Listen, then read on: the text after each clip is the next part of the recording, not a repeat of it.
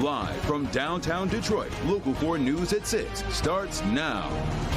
And we begin our 6 o'clock show with a look inside the case involving a 16-year-old girl who walked away from a care facility and wound up in a hotel room with a 62-year-old man. Thanks for joining us tonight. I'm Ty Steele. I'm Kimberly Gill, and the man who's in custody accused of sexually assaulting that girl is actually detained by Immigration and Customs Enforcement, which makes this case a little bit different. Erica Erickson is live with how things are moving forward, plus an update from the girl's family. Erica. Yeah, that girl's family says they want to face that man here in Dearborn Heights Court, and there are several agencies now working to make that happen. Anybody that is willing to do that with any child, they're the lowest of the low, and honestly, I believe in the death penalty, and that's what they all should get. Seeing his face and reading his name, making the situation painfully real for the aunt of this 16-year-old girl, who police say ran from the Vista Maria facility in Dearborn Heights back in March, missing for nearly 6 weeks, and found in the apartment of 62-year-old Kamal Darwish, just a few miles away. It's hard, and it's heartbreaking. Darwish, who has prior convictions, facing 20 years for child sexually abusive activity, concealing a runaway, and giving the teen marijuana.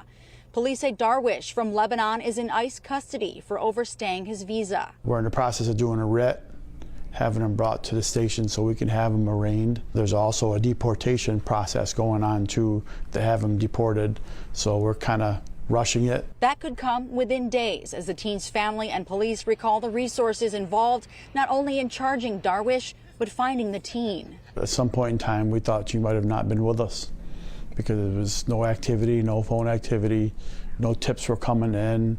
The case went cold. Meanwhile, the teen's aunt says she's doing well at the facility in Grand Rapids, talking more and preparing for independent living. She's not as reserved, I guess, where she was trying to, at Vista Maria, choose her words carefully.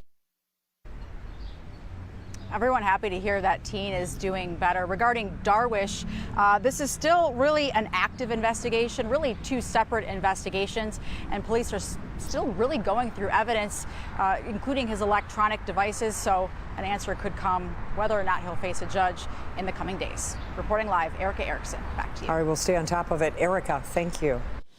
Well, the parents of the Oxford High School shooter will not be getting new trials. The 6th Judicial Circuit in Oakland County handed down that decision within the past few hours, in fact.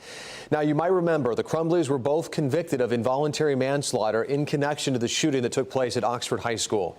The Crumblys' attorneys had argued the prosecution went too far in trying to sway public opinion against them. But the judge ruled even though the prosecution did make some errors, those errors did not warrant a new trial.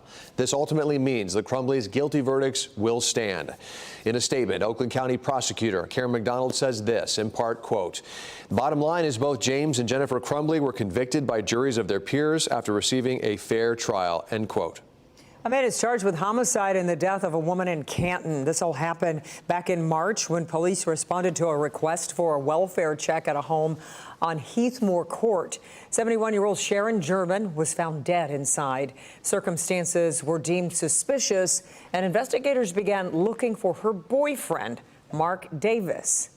They found Davis at an apartment in Ypsilanti and took him into custody. But it wasn't until today, after weeks of investigation, that Davis was charged with second-degree homicide. He's due back in court next week. A new set of bills moving through the Michigan State Senate right now could soon put new protections in place for renters. State Senate Bills 19 and 20 would give landlords new deadlines on when repairs need to be made to their rental properties. Noelle Friel joins us now live with the details. Noelle, you've been hearing from local tenants unions about how these new laws could hold rental property owners accountable. How's this work? Yeah, that's right. Under this new set of bills, tenants could withhold their rent if their homes aren't being maintained or make those repairs themselves and take the cost of those repairs out of their rent payment. Tenants unions that I spoke to say that maintenance issues are the #1 complaint they get from renters, and they say these bills could be a game changer. State Senate Bills 19 and 20 would give landlords strict timeframes on when repairs need to be made to their rental properties. Under the bill, landlords would have to begin repairing maintenance issues considered hazardous to the health and safety of the tenant within 48 hours.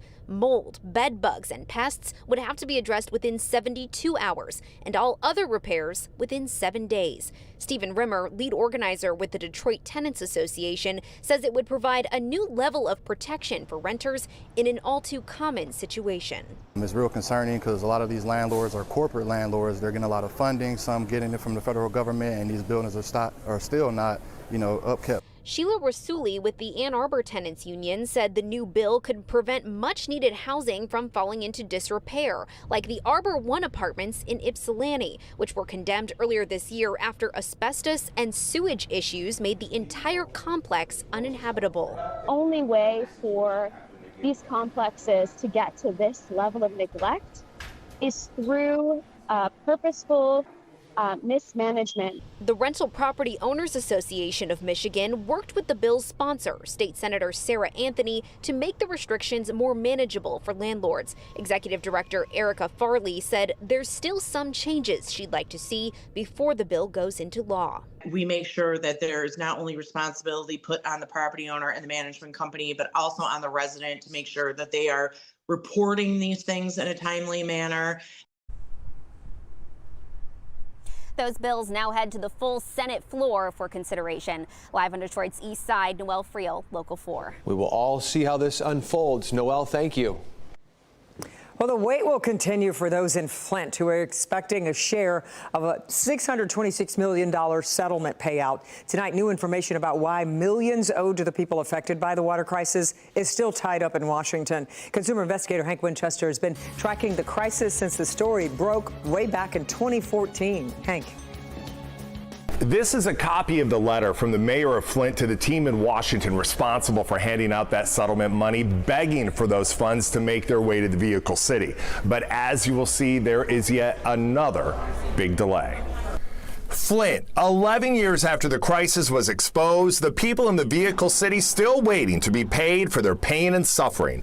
The $626 million settlement came together a few years ago, and so far more than 28,000 people are now eligible for payment. 14 of those right now, though, on appeal. About 80% of those who will receive money were children when the crisis first broke out. But according to reports, a combination of fraud, some incorrect filing information, and also red tape causing this to drag on even further. In the report filed, we're told, quote, "We have not identified a large-scale fraud scheme, but we have identified claims that are inappropriate and should not be found eligible, including claims from people who state incorrectly that they lived in or owned a residence in Flint during the water crisis." I recently spoke with Dr. Mona Hanna, the pediatrician who exposed the problems in Flint about the settlement issues. Not having this accountability and this kind of truth and this element of justice is also a health issue. Like, I think of the crisis almost like an open wound, and without having closure, without having that justice, that wound stays open and you don't have healing, and it's hard for people to move on. All right, so when will that money finally make its way to Flint? We are being told that those first payments could make their way to the people in Flint sometime this fall. We're here in the newsroom. I'm Hank Winchester. Help me, Hank. Local 4. Thank you for following that. Nearly 400 nurses at Henry Ford Rochester Hospital are on day 3 now of a strike, calling for better pay and safer nurse-to-patient ratios. The nurses say when they're stretched too thin, important patient needs can get missed. On the other hand, the hospital says staffing depends on patient numbers, and strict rules limit their ability to be flexible. The strike ends tomorrow. This is the second strike in less than 2 years, all stemming from issues under previous ownership by Ascension Healthcare. All right.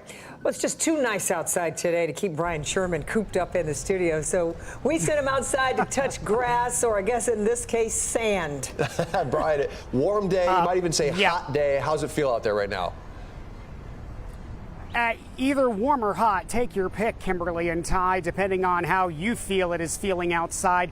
But to go with that, the humidity values are feeling very low as well, so it's just a beautiful day to get outside and even into the evening hours tonight. If you have the ability to get outside, definitely get out and enjoy it. Tower cam over downtown Detroit, plenty of sunshine today, 86 degrees here in downtown Detroit. It has been a tad bit breezy, sustained wind west-southwest at about 13 miles an hour. That's actually helped to pump in that warm air today, sending our highs well above average this afternoon. We do have a cold front that is working into the state throughout much of the day today, but you notice as of right now, it's a dry cold front. Not a lot of moisture to work with, but that will change as we go through the overnight hours tonight and into early tomorrow morning. So this evening, mainly clear skies. Sunshine gives way to those mainly clear skies. Low 80s by 8 o'clock tonight. We drop into the 70s by midnight tonight, into the 60s by the time we get to early tomorrow morning, with that southeast wind continuing to keep us on the mild side of things. We do have rain showers into the forecast the next 2 to 3 days, although it is not going to be a complete washout, especially tomorrow. Friday's up for a little bit of debate. Saturday also up for a little bit of a debate. But again, I don't think any of those days are going to be washouts before we do really start to dry things out, looking ahead into the end of the weekend on Sunday. I'll break down where the rain is forecast to fall heading into tomorrow, at least. The details in your full 4-1 forecast coming up in just a few minutes. Back out here live, Campus Martius. The beach finally open. So if you don't want to travel to any of the coast or to the UP or anything, you can get your own beach here. We're going to talk more about this and your complete forecast coming up in just a few minutes. For now, reporting live in downtown, I'm 4-1 meteorologist Brian Sherman. Kimberly and Ty, back to you. Just lovely. Okay, Brian, we'll check in with you in just a bit.